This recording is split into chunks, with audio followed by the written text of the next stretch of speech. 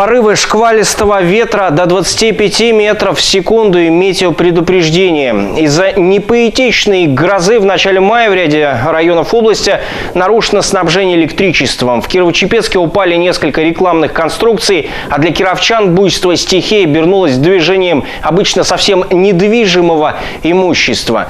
В районе троллейбусного парка воздушным шквалом сорвало крышу с одного из зданий. Судя по видео и фотографиям в соцсетях, во время падения стальная кровля распалась на несколько частей. Одна из них упала на припаркованные рядом автомобили, другую ветром вынесла на проезжую часть. А некоторые автолюбители принялись самостоятельно убирать листы искореженного железа с дороги.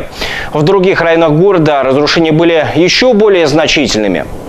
Был порыв ветра. Я прошла обратно, здания нет. Понимаете?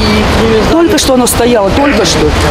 Ветер стал одной из причин обрушения сразу двух стен строящегося спорткомплекса на углу Воровского и Екатерины Кочкиной. Бетонные блоки повредили несколько автомобилей.